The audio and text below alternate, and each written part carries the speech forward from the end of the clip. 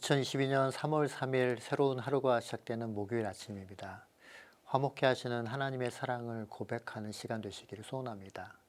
오늘 우리에게 주신 하나님 말씀 같이 이제 보시겠는데요. 레위기 3장 1절에서 17절까지 말씀입니다. 하나님 말씀 같이 보시겠습니다.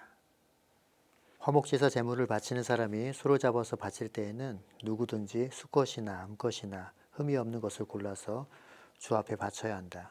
제물을 가져온 사람은 자기가 바칠 제물의 머리에 손을 얹은 다음에 회막어기에 그 제물을 잡아야 한다. 그러면 아론의 혈통을 이어받은 제사장들이 그 피를 제단 둘레에 뿌릴 것이다.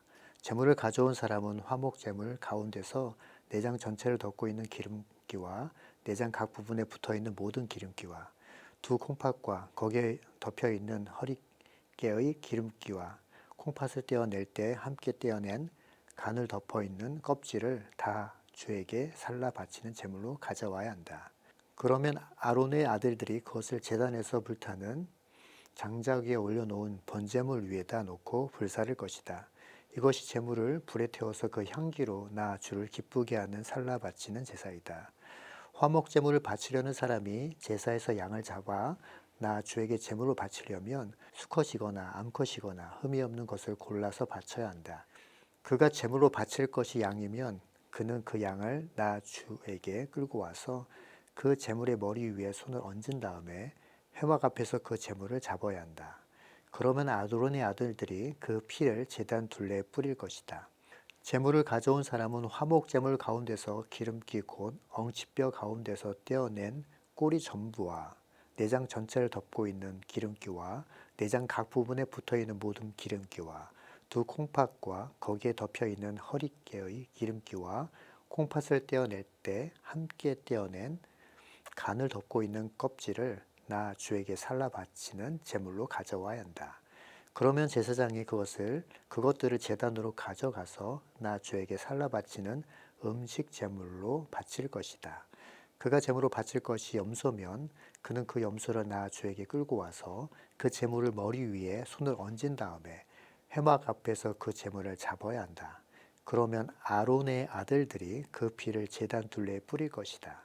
제물을 가져온 사람은 제물 가운데서 내장 전체를 덮고 있는 기름기와 내장 각 부분에 붙어 있는 모든 기름기와 두 콩팥과 거기 덮여 있는 허리깨의 기름기와 콩팥을 떼어낼 때 함께 떼어낸 간을 덮고 있는 껍질을 나 주에게 살라 바치는 제물로 가져와야 한다.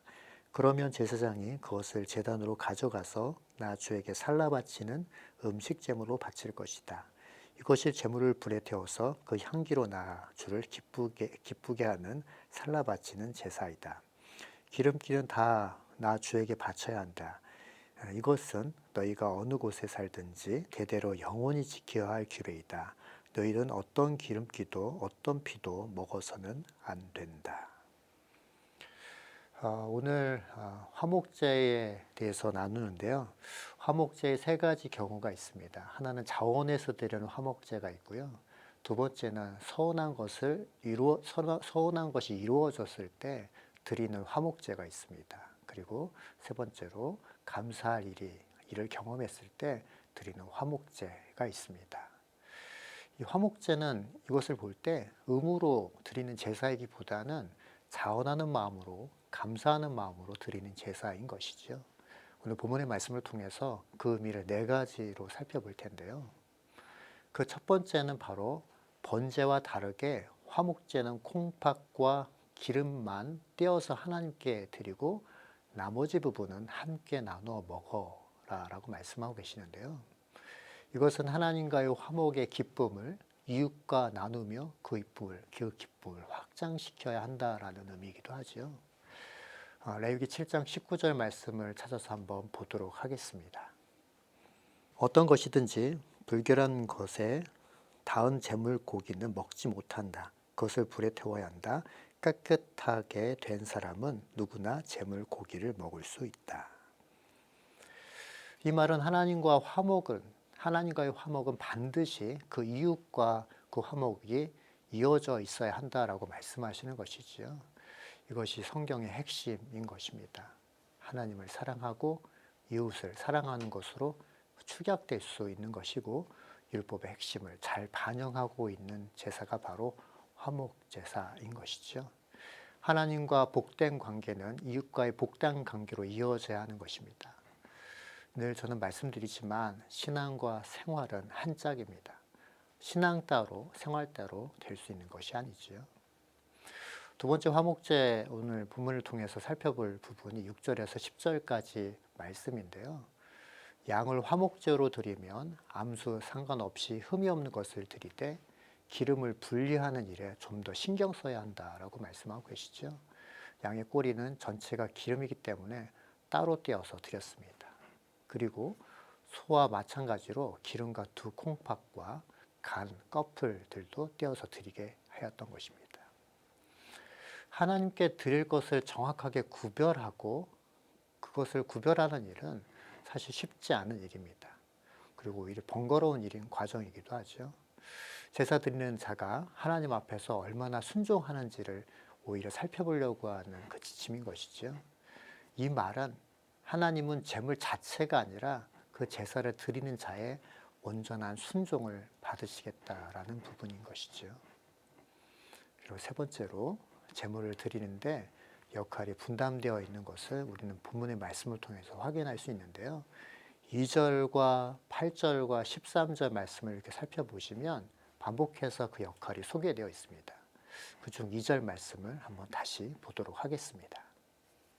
제물을 가져온 사람은 자기가 바칠 제물의 머리 위에 손을 얹은 다음에 해마 거기에서 그 제물을 잡아야 한다. 그러면 아론의 혈통을 이어받은 제사장들이 그 피를 제단 둘레에 뿌릴 것이다. 제사를 드리는 자는 제물의 머리에 안수하고 제물 잡는 일을 맡고 제물의 피를 제단 사방에 뿌리고 내장과 기름을 구별하는 일은 제사장의 몫이었습니다. 우리가 드리는 예배도 마찬가지죠.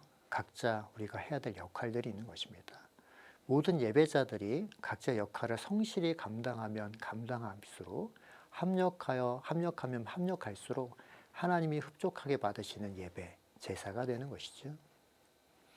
마지막으로 네 번째는요. 그럼 왜 하나님께서는 이 세 종류의 짐승으로 화목제를 드리는데 왜 기름과 콩팥만은 떼어서 드리라고 하셨을까요? 이것은 구약의 시브리인들의 사고들을 통해서 우리가 사고방식을 통해서 확인할 수 있는데요. 기름과 콩팥의 그 의미는 기름은 생명과 복을 상징하는 것이고 콩팥은 생각과 마음, 감정이 있는 곳으로 여기고 있었기 때문에 그렇습니다. 이것으로 볼 때 화목제사는 감사와 자원하는 성격이 강하고 가장 깊은 마음에 진심을 담아 제사 드리는 거기 때문에 기름과 콩팥을 드리는 것이 되었던 것이죠. 지금 우리에게는 하나님을 사랑하게 된 자의 신앙 고백으로 그렇게 표현될 수 있어야 하는 건데요. 하나님을 사랑하게 된 자로서 마땅히 중심을 담아 온전하게 하나님께 드림으로써 하나님과 화목해 된 것을 또한 이웃과 나누는 것으로 우리 신앙 고백이 고백되어야 되는 것입니다.